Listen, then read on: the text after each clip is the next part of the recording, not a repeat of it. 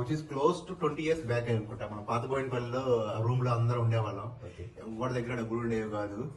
ఏదో జాబుల కోసం ట్రై చేసుకుంటా ఉండేవాళ్ళం, కోర్సులు నేర్చుకుంటా ఉండేవాళ్ళం. ఇప్పుడు బాగా గుర్తుండేది, ప్రతి ఒక్క రూపాయికి అసలు అటు ఇటు దిక్కులు వస్తూ చూడాలి వస్తూ ఉండేది. ఒకసారి బాగా ఆకలేస్తుంది, ఏం చేయాలో అర్థం కావట్లేదు. చేతిలో ఎవరి దగ్గర డబ్బులు లేవు, ముగ్గురు ఉన్నాము, నువ్వు నేను కిరణం. ఏం చేయాలో చూస్తే రూమ్ అంతా ఎదిగితే ఏదో బియ్యం దొరికాయి. సరే దొరికాయని సంతోషం ఎంతసేపు లేదు, చూడంగానే దాని నిండా పురుగులు ఉన్నాయి. పురుగులు ఉన్నాయి, దీన్ని ఏం చేద్దాం, అయినా కానీ మనకు ఆకలేస్తుంది కాబట్టి దీన్ని ఇవ్వకూడదని చెప్పి అప్పటికప్పుడు కడిగేసి దాన్ని వేడి నీళ్ళతో కడిగి పై మేడ మీదకి వెళ్ళి దాన్ని ఆరబెట్టి, ఆ ఆరేంత వరకు దాని చుట్టుపక్కల ముగ్గురు కూర్చొని ఆ ఆరిన తర్వాత కిందకి వచ్చిన తర్వాత అన్నం చేసుకుని, సరే అన్నం అయిపోయింది, దీన్ని నంచుకోవడానికి పెరుగు కొనుక్కుందామంటే 10 రూపాయల ప్యాకెట్. అరే 10 రూపాయలు అంటే మనకు చాలా కష్టం కదని చెప్పేసి అరే ముగ్గురు రూమ్ మొత్తం ఎదుగుతాం, ఎంతో కొంత దొరుకుతుందని చెప్పి అది తీసి ఇది రూపాయి దొరికింది. రూపాయి దొరికింది, ఎంత సంతోషం వచ్చిందంటే ఆల్మోస్ట్ ₹1,00,000 దొరికిన ఆనందం అప్పట్లో. సరే అని చెప్పి ఆ రూపాయి పట్టుకొని మామ నువ్వు వెళ్ళేసి ఎవరో ఒక పచ్చడి ప్యాకెట్ ఉంటే ఎదురు షాపులు తీసుకురా పోరా అని చెప్తే కింద నాకు పచ్చడి షాప్ ఉండేది.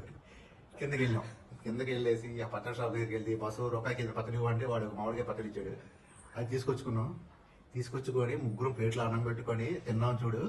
సో అలాంటి రోజుల నుంచి ఇంకా స్ట్రగుల్ అయ్యి back to back interviews attend అయ్యి వీళ్ళని కలిసి సంహౌ బై గాడ్ గ్రేస్ వల్ల అయితే మాత్రం జాబులు అయితే సెటిల్ అయ్యాము. సో మొత్తానికి అయితే బాగా ఫ్యామిలీస్ మొత్తం సెటిల్ అయిపోయాము. ఇప్పుడు హాయిగా మంచి కంపెనీలో మంచి ప్యాకేజీలు, మంచి ఫ్యామిలీతో మంచి ఒక ఇండిపెండెంట్ హౌస్ కొనుక్కొని హాయిగా ఎటువంటి బాధరబంది లేకుండా సుఖంగా ఉన్నాము. అంటే ఆ రూట్స్ గుర్తుపెట్టుకున్నాం కాబట్టి ఈ రోజుకి కూడా ఆ రూట్సే మాకు బాగా ఉపయోగపడుతున్నాయి.